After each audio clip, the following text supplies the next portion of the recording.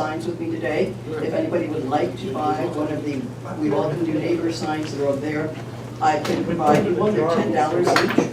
If you need more than 10, let me know and I'll, oh, thank you. Finally displayed by Vanna White over here. We can't hear you. Vanna White is now displaying my sign. So if you feel you need more than 10, let me know and I'll be able to get them to you. I am the local distributor for this area of Hamilton County, so go ahead and let me know. All right, and they're $10 each, right? Right. Next. I'm Beth Sheehan. I'm urging each of you to contact your state representative about House Bill 226. It has already passed committee and it's headed for a full House vote. It's enabling everyday people to buy higher grade fireworks. And so it's already passed committee like 11 to 1. What's the point of it being higher grade? What's the point? What's the point of higher grade fireworks? It's more dangerous. So I look at the animals first. The largest shelter day of the year is July 5th. All the animals are frightened, the dogs run off, and they fill up the shelters across the nation. If you live in a community with a veteran, those that have PTSD are very affected by the explosions of the fireworks. Your neighbors, your elderly neighbors, people trying to get babies to sleep don't appreciate it. And there are 120 Ohioans every year that go to emergency rooms with injuries. So that's loss of sight, loss of limbs, and houses catch on fire. So I encourage you, if you don't know how to contact your state legislators, I can help you do that. I'll find them for you today. Decided that this was a good idea. This is the second, I watched the state legislation, so we're in the 132nd General Assembly. This was in the last General Assembly too, and it's the fireworks lobby that's behind it. Republicans. You might say. How's everyone doing? Good? Yeah. I've attached myself to the Michelle Dillingham council race for the next all the Saturdays until the election, which I believe are 5. I think. We're going to canvass for her on Saturday afternoons. I'm going to try to canvass for some of the local candidates that come to our meeting on Sundays.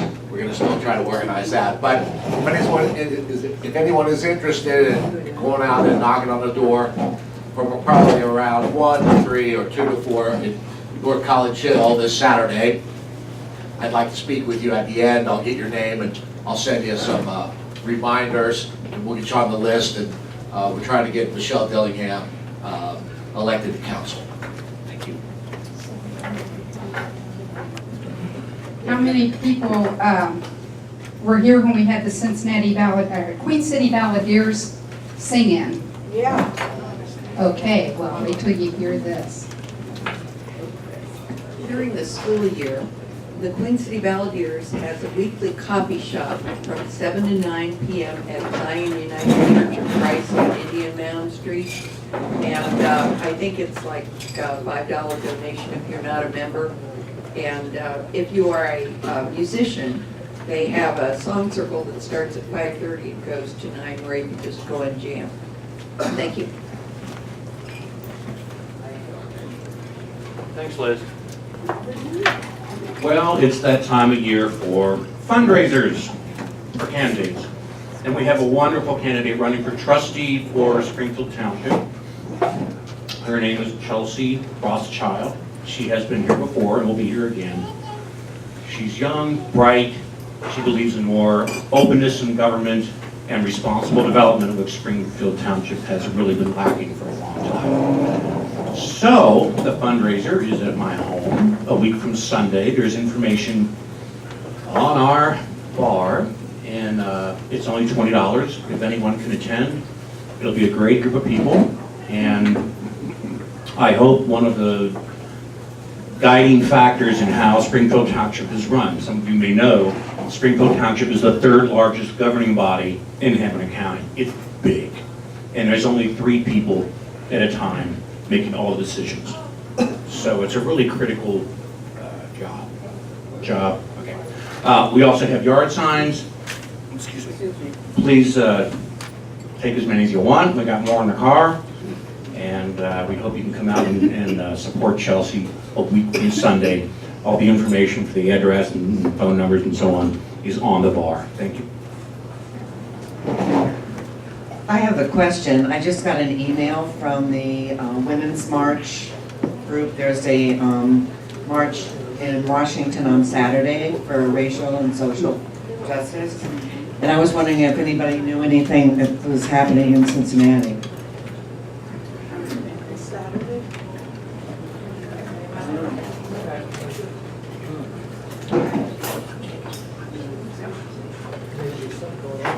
I would imagine if you go to, what is that, 513, 513, Indivisible, yeah, maybe you could find something there. Do we want to say hello to Sid? He's back. He was here last week, but he was asleep, he was asleep the whole time. Hi, Sid. Do you want to say hi, Sid? That's the way Republicans look at us here.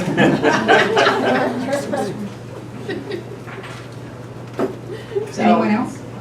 Any more announcements?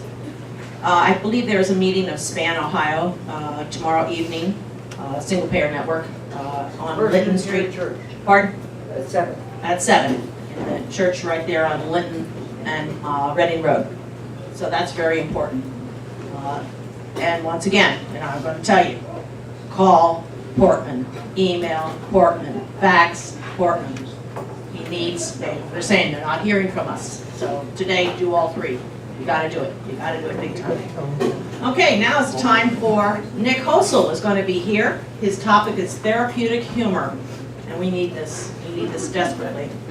There was a friend of mine years ago that went in and saw his doctor. And the doctor said, I'm sorry, you got stage 4 cancer. There's nothing we can do. The chemotherapy would just be absolutely awful and you'd have a miserable time. He says, just go home and enjoy yourself, do what you love to do. So he stopped by the video store and got every single Laurel and Hardy movie that he could find. And for the next 4 weeks, he laughed himself silly. Every day, laughed. He goes back to the doctor, and he's clear. The cancer clears. So there's a lot of healing properties in laughter. And I think we have to remember that because a day could go by and it could get very frustrating. And I think laughter at the end of the day is one of the things that we really need. So Nick, here you go.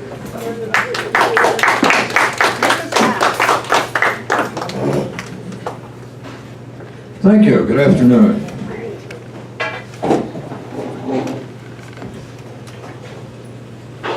I heard there's a lot of people here from the Democratic Party, so I'll keep that in mind. People ask me, well, let me start from the beginning. I'm glad to be here. As a matter of fact, at 85, I'm glad to be anywhere. I'm also retired. I was tired yesterday, and I'm tired again today. Here. I second that emotion. People ask me if I'm a comedian. And once at Globe Bananas, I did tell them I was a comedian. And they just laughed at me. They're not laughing now. But I'm here today primarily to put more laughter and humor in your life because I'm convinced it is therapeutic. A little background about me. I'm a retired pharmacist from Kroger. At 33 years old, I joined the Peace Corps, went to Afghanistan, taught pharmacology to third-year med students. And the country needed everything. And they also wanted a shortwave English announcer for the Radio Kabul, the only radio station. And I interviewed for that, and it was mine. It was a great summer job, 15 minutes. They, of course, scrutinized all my news for me. I just read it off to them. But it was really nice. And actually, I was only trained as a hospital pharmacist, having served in the Army, drafted 10 years earlier. I'm I'm a post-Korean vet, but that was the big qualification, that I was chosen to be that person. Now, as I say, people are talking, even before I came up here, a lot about Trump. For example, I've heard that Trump is very effective as at the bully pulpit, but others say he's more bully than pulpit. About 100 years ago, or almost, the comedian Will Rogers said, "A fool and his money are soon elected." So maybe history is repeating itself. And as I say, people talk about left-right issues. How do you stand, left or right? I say, well, I'm neither a bleeding heart liberal or a flame-throwing conservative. I don't know if that pacified them, but I do have a poem that I think is rather apropos from the last election. It's called "Let's Be Friends." The election is over. The result is known. The will of the people is clearly shown. Well, almost. Let's forget our quarrels and show by our deeds. We'll give our leader all the help he needs. So let's all get together and let our bitterness pass. I'll hug your elephant. You kiss my ass.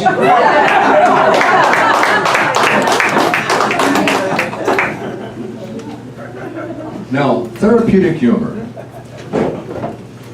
You know, doctors are getting a lot of complaining now. I hope it's more than that, about their involvement in a pill for every ill, if you will. As a pharmacist, I was very scrutinizing what came in. I guess that's one of the reasons, being about so many patients, I am to this day drug-free in the sense that I take nothing, so far anyway. Anyway, going back 200 years ago, there was another physician by the name of Sydenham in England, and he had this comment, which I think is like today.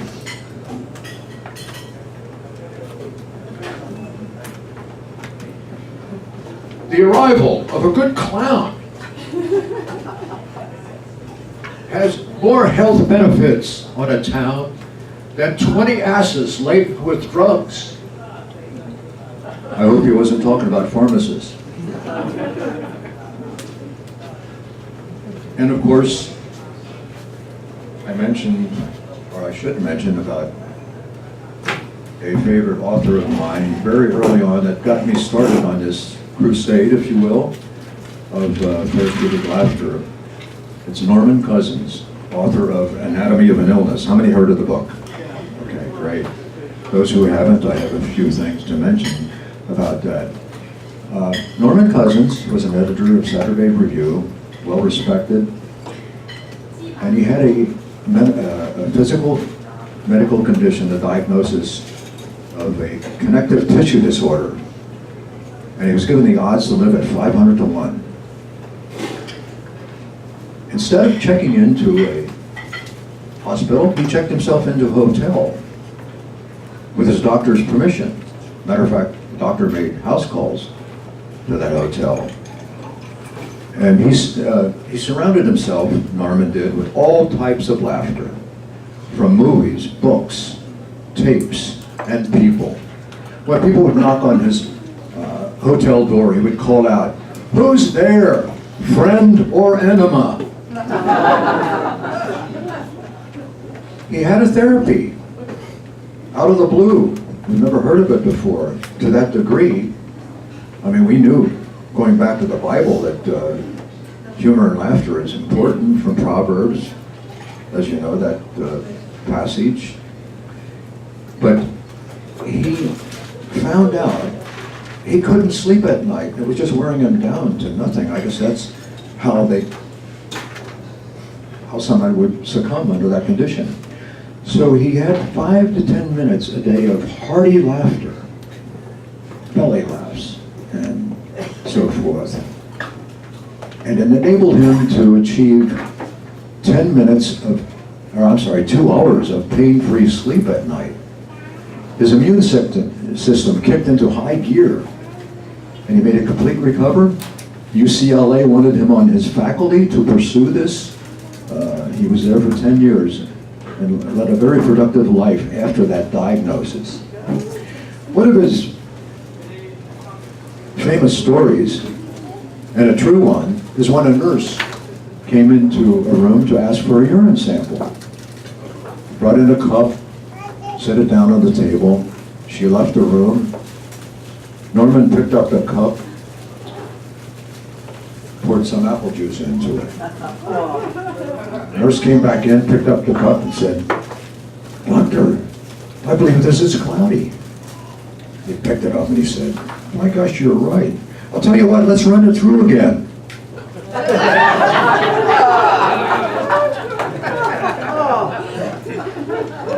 Now,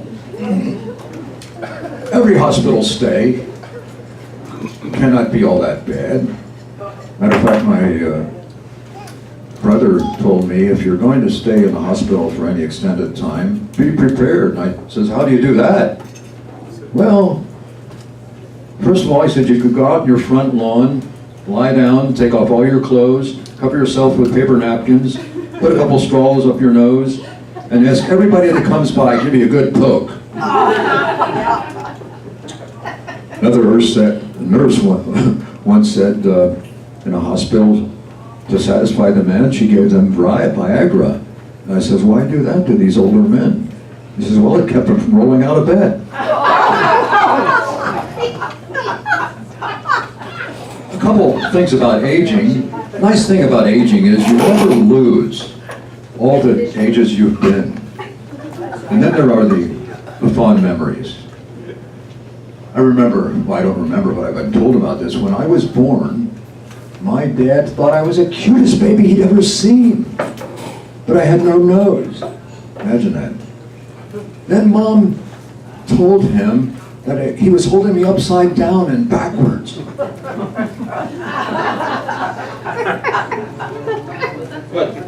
Okay, what does humor and laughter do for us on a personal basis? That is proven. 3 things I'll mention. There are many things that it does. And I'm not talking today about dark humor or sad, sadistic humor, which there is quite a bit of it around. I never thought I'd see in a humor section a wide variety of insults for humor. I mean, when I grew up, I mean, you couldn't find a book like that. Well, okay, so 3 things.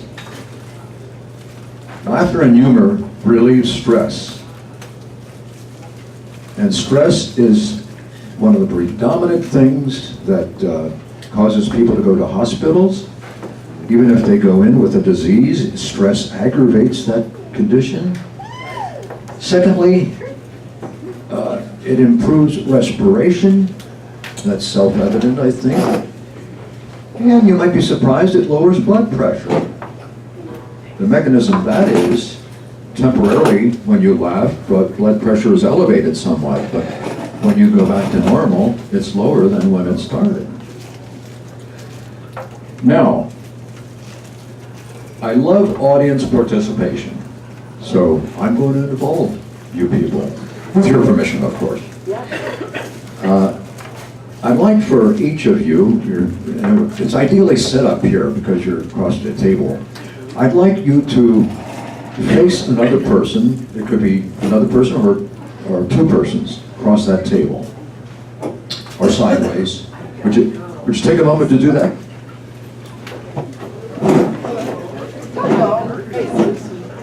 Okay. All right, now, look that person in the eye. Now, I ask you, doesn't God have a great sense of humor?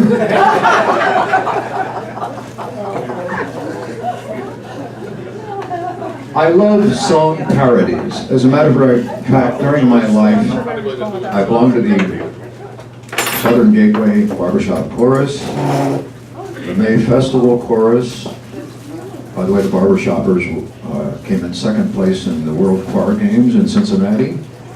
I was in the chorus for that.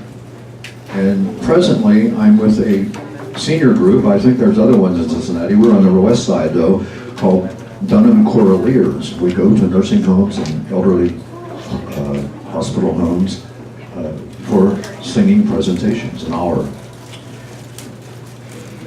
I've collected parodies, as I said, and most of the famous parodies are those from Broadway tunes.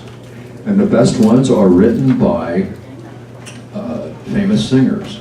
First one I'm going to do, I'm going to just do a portion of it, was written by Julie Andrews of Sound of Music. And you'll recognize the song, I'm sure. When the pipes leak, when the bones creak, when the knees go bad, I simply remember my favorite things, and then I don't feel so bad. If you like the full sheet on that, which is, I think, really hilarious, it starts off with Maaloxin, nose bumps, up. I'll send it to you. Second, this is a song written by WEBN years ago. I think his name was Jay Gilbert. And it is set to the tune of Oklahoma. And it's about our favorite city.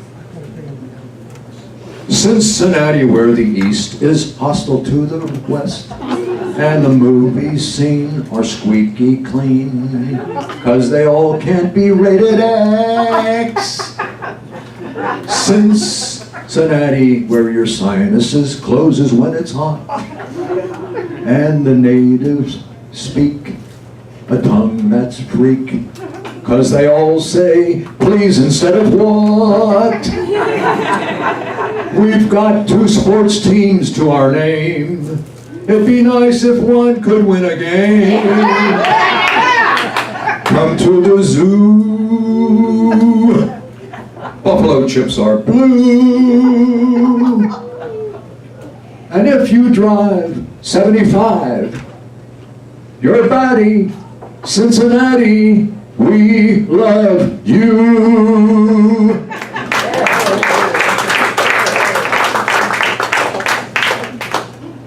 Okay, here's where you come in now, folks. This one was given to me by a physician in Minneapolis when I attended the yearly association called Association of Applied and Therapeutic Humor, which we get together once a year. A lot of them are authors, we network, and we hear great stories about other people like Norman Cousins. Most of them are women now with advanced cases of breast cancer, and they made a complete recovery. Really tearjerkers when they tell you their story. Anyway, this physician volunteered in Honduras, as I did, on him as a physician. I was in a clinic, and he handed me this, and he had time to write this, and I think it's a novelty song, and the melody of it is from the Battle Hymn of the Republic, which you all know. And I'll do the chorus first. And come in any time with it as long as you feel comfortable. All right? Ha ha ha ha ha ha ha ha ha ha.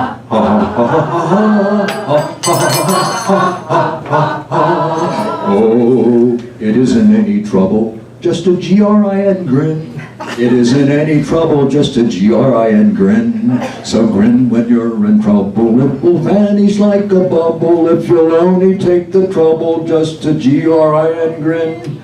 Ha ha ha ha ha ha ha ha ha ha.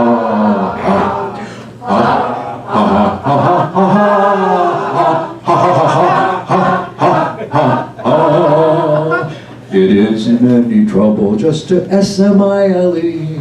It isn't any trouble, just an S-M-I-L-E. So smile when you're in trouble, it will vanish like a bubble if you'll only take the trouble, just to S-M-I-L-E. Ha ha ha ha ha ha ha.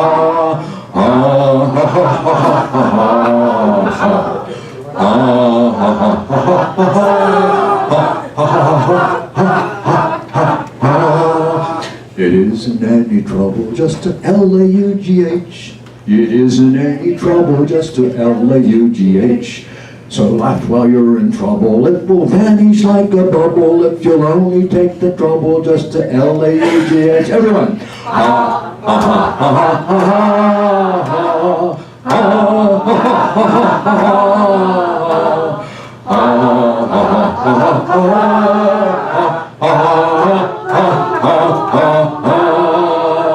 Man, what a singing group! I think the only ones that didn't sing were eating. But it also aids digestion, right? Yeah. Okay. That's my basic, I know there could be questions, but I'm happy to ask you. Maybe I'll talk a little bit about some products I brought here today. I'm an author of 4 humor books, and I brought 3 with me. One is out of print. This one is Laughter, the Drug of Choice. Originally called the first humorously medical dictionary, which my brother said, don't call it a medical dictionary, nobody's going to read it. And he was right. So the title means a lot, and the cover means a lot. I got my mug on 2 of the covers of these books, by the way, because I'm funny looking. Anyway, it has a medical, of course, pharmacy flavor, because that's where I'm from, but it touches all subjects. So there's a lot of these on the table back. Take a look at them. The second one, I wrote a humor column for a magazine. It's been around for about 4 or 5 years in Cincinnati. It was sold to a Minneapolis firm, and then it turned it into Senior Living, I believe, now. But at that time, it was $30,000, and you picked it up on it like City Beat at a turnstile. It was free, and they needed a humor columnist. She got my book and called me, and she says, either I'll quote your book, or I'd like to, you can write a humor column. Oh, I'll go for the latter. So all of those columns are in here, and take a look at that one. And just 2 years ago, I branched out a little more. Proverbial Laughter of the World. I took authentic proverbs from 140 countries around the world. Those that could be turned into a humor comment afterwards, which is my own. So that's the essence of this book. With all the flags of the countries, by the way. And if we have, I think we do have time. Who's watching the time for me? Let me know when it's... You're okay. Okay. Now I'd like to talk about this man. You've heard about Indian culture. What did they give us? They gave us yoga. They gave us transcendental, I want to say medication. Transcendental Meditation. Tea. And now, he gave us laughter yoga. This is caught on all over the world. Slow to catch on though. A lot of hospitals don't want to bring it in because some of these doctors say, enough of that nonsense in here. You got your humor carts going down the aisles, and you got your clowns coming in. That's enough of that. Well, get serious. People in the hospital want to get serious, right? I introduced him to Cincinnati at the convention center. He teamed up with a psychologist out of Columbus, and they teamed up together, and they were called the World Laughter Tour. And in essence, he was a general practitioner, and he knew something was missing with his patients. There was just something missing that they should have. And he says, he found out it was a lack of humor and laughter. So he said, I'll tell you what, everybody is invited to the park, the city park on Saturday. And maybe a dozen people showed up, and said, let's start laughing. Who knows any good stories, jokes? They did. They all enjoyed themselves. They came back twice as many the next week. Finally, what happened? What do you think happened? They ran out of good, decent jokes. And you know how that goes. It turns some people off. So he says, look, we don't need jokes. We'll just laugh.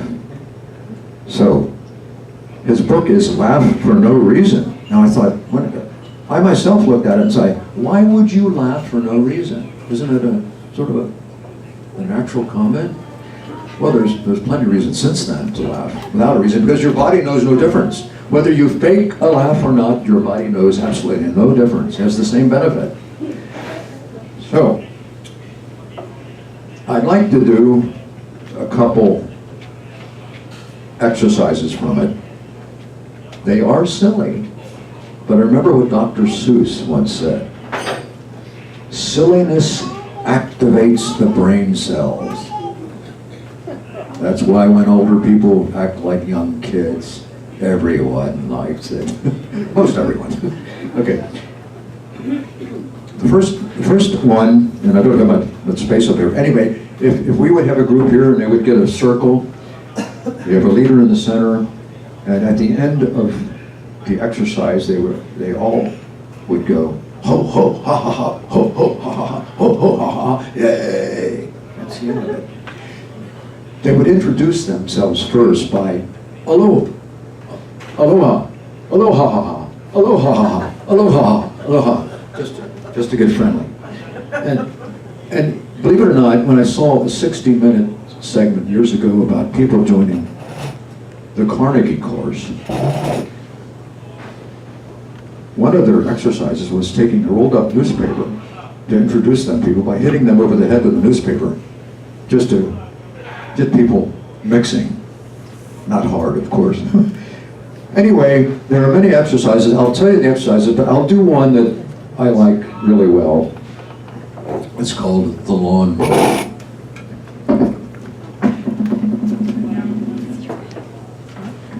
It's in the spring and you can't get the darn thing started.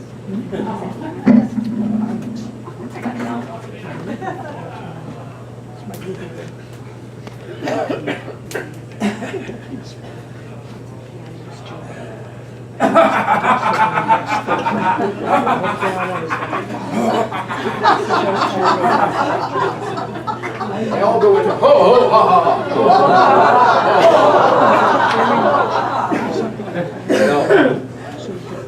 That sounds silly. By the way, he wants, in India this just took off. They've got about 50,000 clubs. And he's trying to get them introduced into a laughter contest at the next Olympics. Would you believe that? Anyway, the other things are there's a silent laugh where you just don't say anything. You look at each other. There's a lion laugh where you go. Everybody does it each other, and you go laugh at somebody's funny face, and it sets them off laughing. Some of the other ones. Some is in the New York subway. You all get together real close. You know, you're hanging on a string, and all of a sudden, you know. I didn't believe it until I heard all this. The other one, some of the other ones are the argumentative laugh. You go, don't say a word. You don't say a word. You go.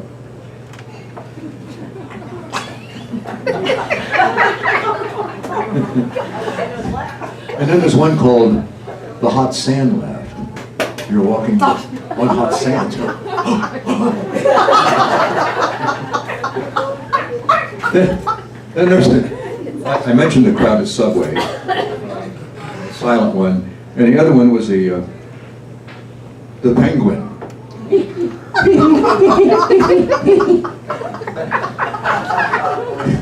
It works. So that's another book that I'd like to recommend. Any questions? Yes? More of a comment.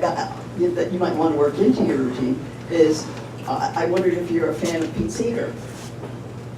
The folk singer, had a song that he would Yeah, sing. are we talking Peter, Paul, and Mary? No. No, Okay. Pete Seeger. Okay, gotcha. Garbage. All right. Garbage. No, You no, ever no. heard it? Okay, well, he had a song that was, the chorus went something like this. How do I know my youth is all spent? My get up and go has got up and went.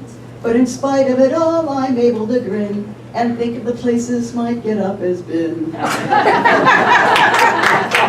got that at home. That's it's a tremendous one.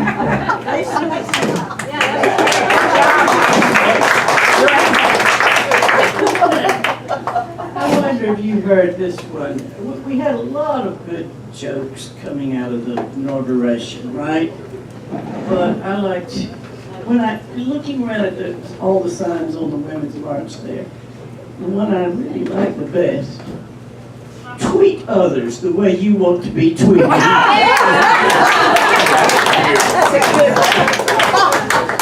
But it can be overdone. That's good. Anybody else?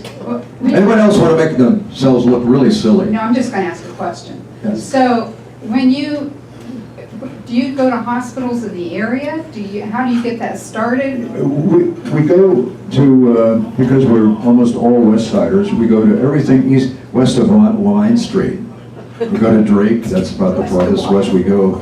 And Hildebrand, West Towers, Twin Towers, and other ones, Western Hills Retirement Home, things of that nature. Everything up there near Mount St. Joe we do. But by the way, we're looking for men singers, if you know any. So do you just go to the administration and introduce yourselves and say, this is what we do? And This director took over from her mother, and the two of them we're in our 32nd year. And so they ask us back twice a year, usually during the spring, and then a Christmas program near the end of November. And you probably know that the old saying from my church upbringing, he who sings prays twice. I like that. yeah, that's very good. Yeah. What you do is wonderful. Thank you. And thank you for sharing with us. Thank you. This has been wonderful. Thank you all.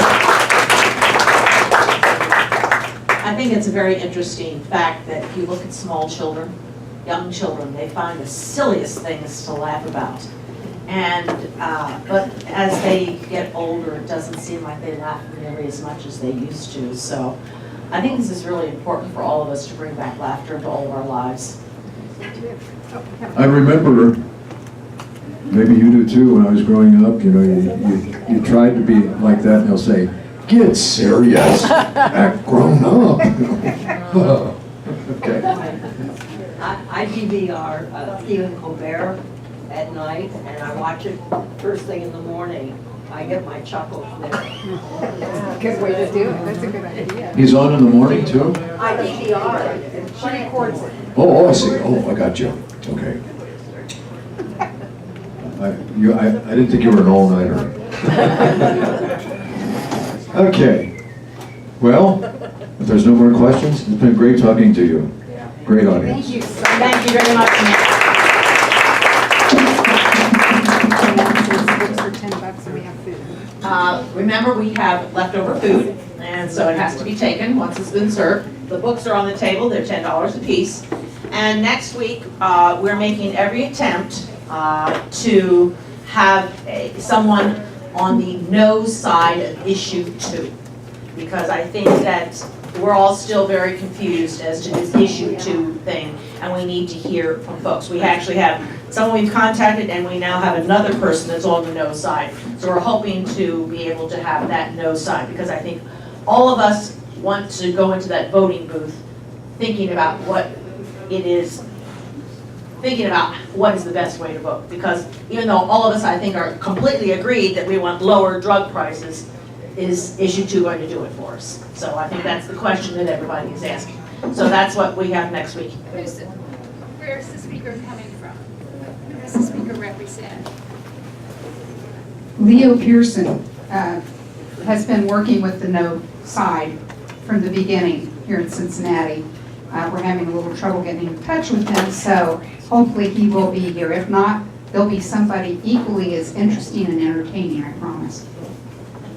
Because Katie will make sure that happens. Because we have a presenter that just presented to the Warren County Democratic group, and she was on the no side also. So that's another name that we have. So I think it's really important that we know both sides of these issues. Have you already had somebody from the yes side? Yes, we did. Someone from the yes side, David Little, came in several weeks ago. What if we get somebody else on the yes side too? It's not, it's so confusing. Had David. We can work on that. We can work on that. Do Because you I want think to both in the same day, or do you want to? Well, either way. Be nice like having a If we can get them to do that.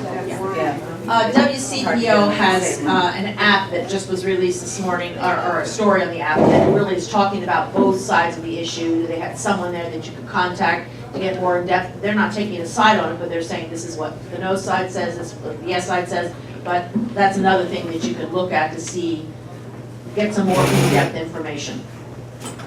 Well, my concern is that the pharmaceutical companies are, exponentially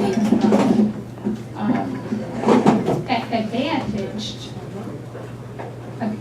because they can run all the ads and they can send out people who sound really extremely believable. And I want to make sure we don't get somebody in here who's just promoting the special interests. Yes, and if I see one more ad pop up on my computer for that no vote, I would just vote for it because of the conclusion. But I think one of the biggest questions that I have, if you look to see all of the folks that are endorsing the no side of it, there are a lot of medical people on that. And we had someone at our yes meeting who was a pharmacist. And they're very concerned about the language that is in the proposal. And they have valid reasons for that. And so I think we need to hear that. When you rush to get something on the ballot, maybe it's going to do more harm than good. And I think we need to, I don't think anybody has a disagreement that, number one, we have all this drug advertising in our country. And then they get to negotiate these prices in private and we don't get to know what's going on. Those things are absolutely wrong, but until big money gets out of this. But I don't think, we've got to do it the right way or else we're going to wind up in trouble. So I want to know both sides because I don't know which way to go. If you read the language carefully, those who oppose it are making the point that we're going to have to pay these people who sponsor it hundreds of thousands of dollars. Read the language. Only the people who are providing these drugs have any reason to sue. If they are selling it for the same price as the VA gets it, then everything's hunky-dory. It's if they refuse to pay that, now they're going to sue to try to stop it. And nobody gets anything as long as the Attorney General of Ohio is doing his job to protect the law of the state, then there won't be any payments to these sponsors of the bill. As a pharmacist, I tried to know a lot more about this, and I have yet to find a lot of information on it. But I do know this, the same thing happened in California, and of course they lost it, because Big Pharma spent millions of dollars. And it seems like right now, they're just criticizing the messenger. They're talking more about the messenger, like where he came from or something like that, as reason not to do anything about it. So I'd like to maybe sometime in the future talk about the cost of prescription drugs because no one seems to be talking about it. Trump promised he'd do something, but now, they're all taking money, the Republicans, from the drug companies. And Big Pharma is a conglomerate in the sense that Shell Oil, the oil companies, they may lobby separate. Big Pharma gets all the big ones together and they lobby together. Enormous amount of money. Could you just give us, Nick, could you just give us a real brief opinion on, you said you could come back and talk about the price of drugs. Can you just give us a quick synopsis? Well, I don't know if I'm exactly prepared to do that, but I do have to read and do a lot more research. There's a book, of course, that I read. I wrote an op-ed article in the Enquirer, which I'll give to you, about the healthcare. And I was surprised. I didn't think the Enquirer would print this. It was, and when they put forum on it, they really want people to, not opinion, under the forum section. It basically tells what's happening in other countries in the world. Bernie Sanders, I think, made a mistake when he said free tuition for all colleges. He should have said free tuition for community college as a start. That would be the stepping stone, because I have yet to find a person that disagrees with that on either side of the aisle. I'm from New York, and city colleges used to be free. Yeah. Florida they are. Yeah. In California, it used to cost you $1 a semester. The whole state of Tennessee is free for community colleges. It stimulates the economy. It gets rid of students' loans, at least for 2 years, and it's a feeder for the other universities. I mean, it's a win-win all around. But getting back to I mentioned what's happening in the other world. Just last night, I talked on CNN. They had an hour, which was really good. They had the Sanders and the Minnesota senator, woman. Then they had the Lindsey Graham and the physician senator from Louisiana. Cassidy. Some of these physicians have become politicians. I don't know where they're coming from. I guess it's money. It has to be money. The more they get, the more they want. But the argument was there that Lindsey Graham says, you want socialism with your, one-payer system. And he tried to tell him, and he came back, Sanders came back with a good comment. He said, it would not be socialism. It would be a Canadian type. Canadian doesn't have the best, by the way. I'll send one of these to anybody too if you want to read up on this, but they're all different throughout the world. There's insurance companies involved, but the rest of the world, but they don't make a profit. They have to be non-profit. Switzerland has a one, I guess, closest to a market economy. The socialist one is England. The doctors work for the government. And Sanders said to Lindsey Graham, you know darn well it's not socialism. You know about Canada, the difference between Canada and England. And he just clammed up. Liz, I find it inconceivable that drug companies are concerned about us. Didn't the health insurance companies start out as nonprofit in the States? I find it inconceivable that they're really concerned about us as people. I don't know all the details, but I find it inconceivable that they tied in with the oil companies and what have you. They're worried about us. I can't buy it. Does that mean you're voting yes? Voting yes, absolutely. Nick, do you know of any? I'm sorry, Nick. Do you know of any reason why we would vote no? Not right now, and I think the reason some of the big companies, including the Ohio Pharmacist Association, which surprised the heck out of me to come out and say, they don't like it, is that it's the system that's established, and they feel that so many people got involved in it, and they don't want to change, the ones that are running it. That's the only reason I come up with right now. Another reason that they're saying no is because they're terrified that if the Ohio passes it, it's going to go state to state to state until everybody has it. So that's one of their big fears. Just FYI.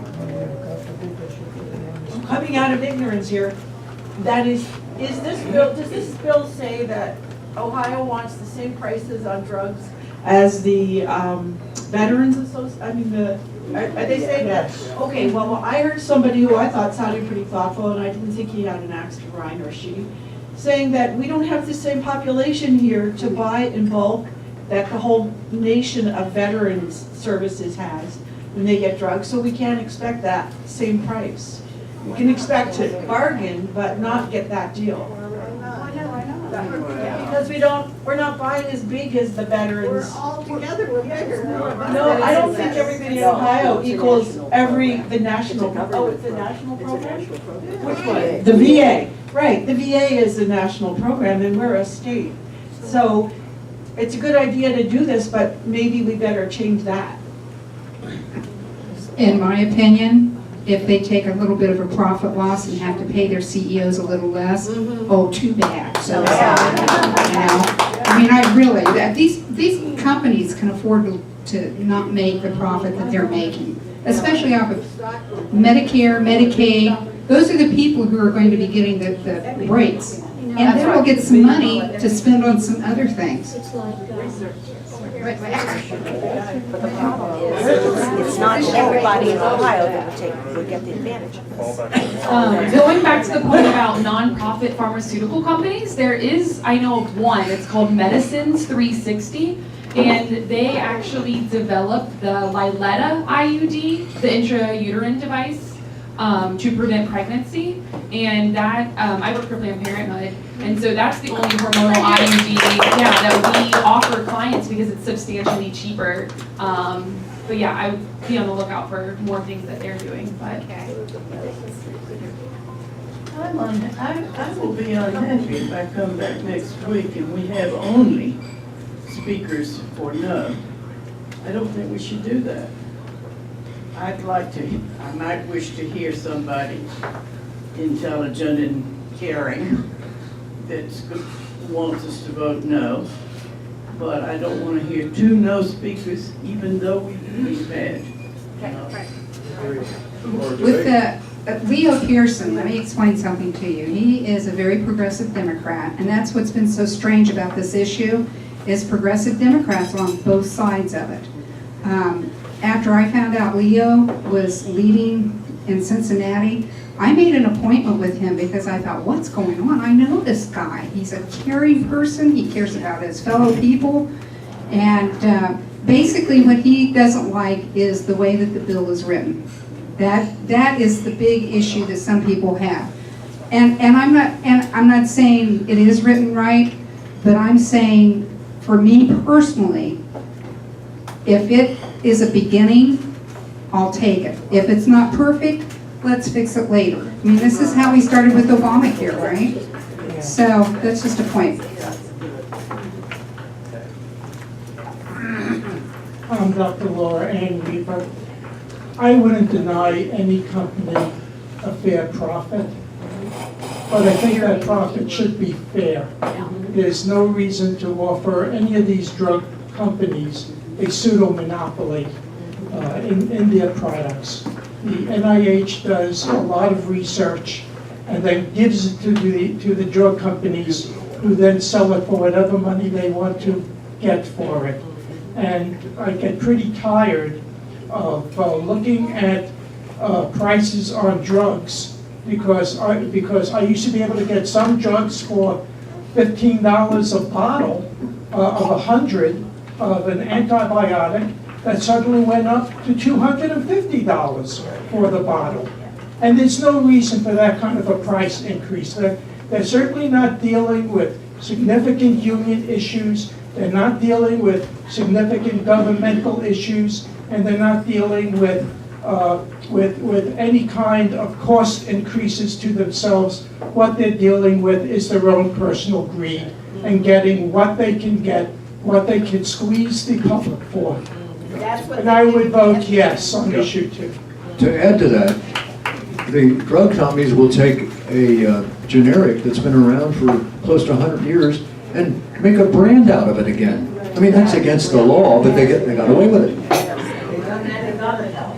It used to be pennies, and now they're charging. Colchicine per gallon. Monotol, it's been there 1,000 years. It's terrible. My name is Amy Alexander, and I'm a retired ER nurse. And I've personally had involvement with the pharmaceutical companies. I was injured by a drug. I will not go into detail about that. So I have done mega research about drugs, and I've dealt with the pharmaceutical companies, and I've dealt with the government related to the pharmaceutical companies. And they are flat out evil. They are flat out very wealthy, very deep pockets. And I would say there is nothing that they won't do. They are beyond as far as what they pay, what they do to sway doctors with their monies to push their drugs. And I still think that we have to listen to both sides of the story as to how to vote. But right now, I am a no. That's where I stand on it. I'm listening to the ARP, to ANA, AMA, all of the different sides of it. Why are you no? You mean yes? Are you for or against? No, I'm voting no. I would be voting no. You're against the bill? Yes, against the bill. Mostly because of where all of the different sides stand. I still have to see how, understand more how it's written, but I don't want to pay for that man's legal bills. Oh, no. Yeah, okay, but. You're paying for the nose legal bills. Well, maybe. I don't know. I just need to hear more about it. But I will just tell you, it's not good as far as the pharmaceutical company. Can I tell you real quickly a little bit about this man? He makes incredible amounts of money, and he puts all but $400,000 a year back into his clinics and his drugs for HIV people across the world. And as far as paying his bills, it's, as you said, it's the only reason we will be paying anything out of Ohio's money is if our Attorney General does not fight for us when they sue. And if he refuses to do it, they put this backup in so that they would have some protection. Because they don't want to just leave it up to a Republican Attorney General to say, no, I'm not going to do anything about this, and it goes down the tubes. So that's why his people are saying, that they want to be compensated, which is only fair. Right. That's what that's about. And that's what they're using on TV commercials. I know, we were going to be paying all this money, Well, and it's like you said, only if they sue to try to get it revised or taken away. Does that help? That helps. And that's the key issue that's on the WCPO app when you're reading about the story, because they were wondering, is this going to be enforceable?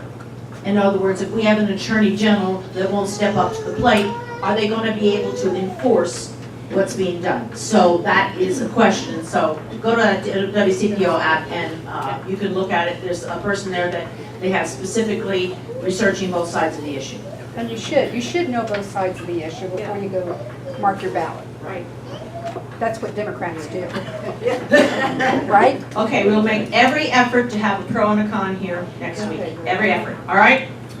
All right. Have a good week. Remember. Thank you, everybody, for call, email, text, fax, Corbin's office as many times a day as you can. Got it. Bye. Signs over here.